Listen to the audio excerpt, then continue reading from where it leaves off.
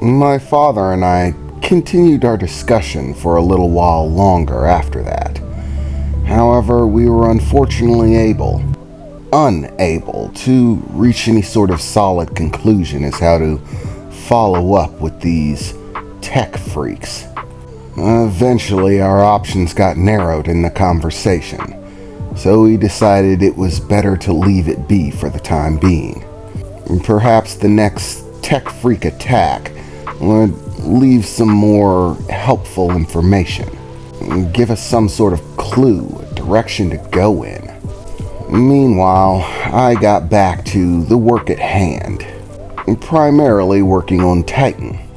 It took us a while to set it on a finished layout, but finally it was all done, and Titan had definitely gotten some major upgrades, including a lighter version of the same energy deflection field generator that the Angel of Death was repping during the Black Label races, meaning she'd have increased defense against physical attacks and energy weapons, which was all the better. We were also able to reforge all of the very valuable metal that we made her frame and some of the weaponry out of, creating a more sleek, refined frame to put everything in that, quite frankly, was even more functional than the one before. As we were melting down all of the metal, we also went for a redesign of the blades that we used during combat. Before, I had 2 blades that I could retract from Titan's form.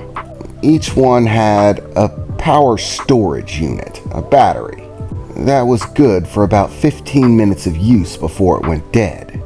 But thanks to biotech's new state-of-the-art micro generators, I could upgrade that time to basically somewhere around an hour of functionality before having any need to recharge. And thanks to the new redesign of the blade itself, which I was actually surprised with, it was Danny's work. And to be honest, it was brilliant. The way it's put together, even if I run out of juice for the blade, it still functions as a very effective weapon, having almost no negative effects on its cutting capabilities as far as simply being a blade. With the new longer time frame, having multiple was no longer necessary. So we cut it down to 1 blade and just extended the length. I decided to go with the basic design for a Japanese katana. Why? Because I had seen them in the movies and they always looked so cool. I wanted one, so I made one. Effectively, the design was brilliant. The center of the blade would be made of the same hardened material as before, based around a somewhat more malleable metal, and then micro-junctioned together. Basically, the hardened metal, the rare stuff, that was at the exterior of the blade, which was the hard-to-come-by stuff, was actually in sections, but not visible ones. No, it was all linked together in the same way you might find a chainsaw linked together, except the sections were on such a minuscule scale, it was like the width of a hair. You couldn't tell that there was any break in the metal at all. It all looked like one solid material. But in actuality, it was countless tiny pieces all hooked together in sequence. Effectively, it still was a chainsaw, and as I applied power, it would spin up, the exterior of the blade rotating. And I'm talking rotating, baby. Fast doesn't even begin to cover it. The amplified micro-generator effect allowed 10 times the rotation speed that the old batteries were pushing. So, they were even more dangerous than they were before. In fact, you couldn't even actually see the rotation.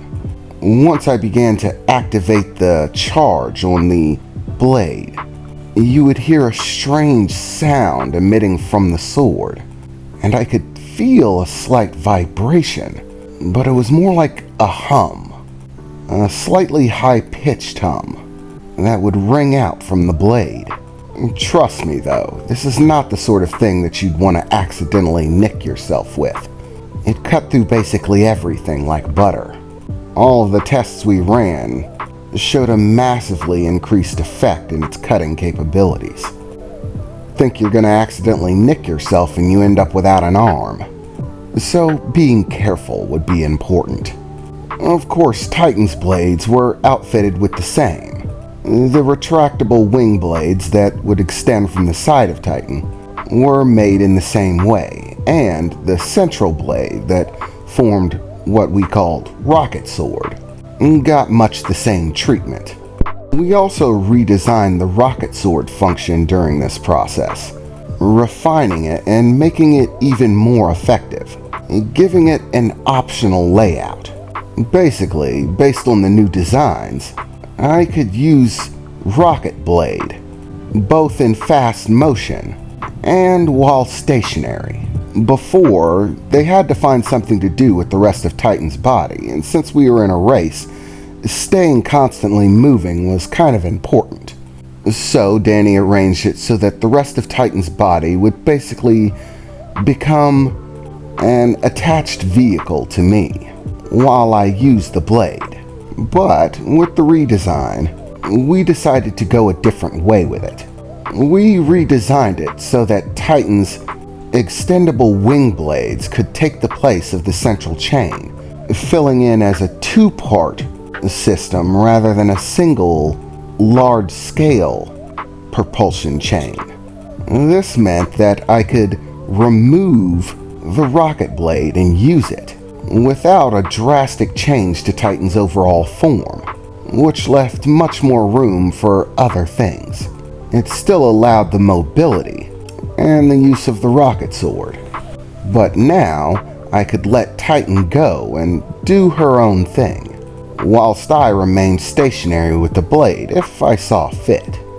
We also reinforced the jets and installed a new accelerator drive. It's state-of-the-art biotech stuff. Basically, it takes the energy produced by the biotech engine and adds some more oomph. It presses the biotech engine to a new level. The new 4th generation biotech engines were good, and I was thinking about trying to step up to one. However, that would require that I put Titan inside of a larger vehicle, as the 4th generation biotech engines were too large to fit inside of Titan's body, and I actually liked the motorcycle. So instead, we chose the biotech engine amplifier. Honestly, it wasn't something very well fit for market. Most people, if they wanted to get that much more juice, they would just step up to a 4th generation biotech engine. But I wanted to keep the same size, so we went with the amplifier instead. It still didn't pack quite as much juice as a 4th generation biotech engine, but it definitely made an upgrade in power supply. And with the new enhanced jets, Titan's ability to boost speed, levitate off the ground with them, control direction and function in the air greatly improved, and could be done for longer periods of time, with a great deal more power packed behind them, which also positively affected the rocket blade. With the new jets affixed to it, it barely felt like I was holding anything at all. Combine that with the new up-to-date systems that we installed in Titan, new processors, all state-of-the-art, microchips, everything top of the line and sparing no expense. We pushed Titan's capabilities past the limit. She could now regulate the rocket sword at a scale that she could never do so before, meaning that its effectiveness massively improved. It no longer felt like I was swinging around a massive blade. She could react to my movements, actions, even my thoughts, at such a rate that it was fluid. So the moment I even thought about moving a sword in one direction or the other, the rockets would already be working on it from the moment I started taking action, meaning there was less resistance and much more rapid response. Using the rocket sword was now basically effortless. Titan's primary defensive field was also upgraded, the one that covers my ass. With the new microbiotech generators, I was able to produce a far more solid and effective shield. And Titan's impulse cannon, that was front-mounted when the shield was still attached, could recharge much faster and increase the damage output by nearly 40%. Even my little smart bombs got an upgrade and could now be controlled via Titan. She could take control of them at any point she wished, make them move about of their own accord. And not only that, but the smart bombs themselves were upgraded with a more condensed explosive material and a better framework to contain them. So they were smaller and lighter than before, but still packed all the punch. And they moved faster, being much more agile. And because they were hooked to Titan, there was no need to install them with any processors or AI system. It was all run via Titan wireless signal, which is another thing Titan was beginning to enjoy. Since her upgraded body got built and she was installed into it, she also got a highly advanced military-grade, state-of-the-art wireless signal system. It could tap into basically any sort of wireless signal and was exceptionally powerful. It could hack systems, monitor any sort of signals in the area, cell phones, radios, internet, anything. Titan was currently discovering the internet and the infinite joys that it brings, and was enjoying gathering information on humans, human behavior, likes, dislikes, psychology, science. She was researching like a mad motorcycle, and began to ask very frequent questions about many things. Anytime she had a question about humanity brought up by internet, she'd start talking to me about it. She was very inquisitive, and was starting to develop a sense of self and even a sense of humor. She was getting pretty good at it, actually.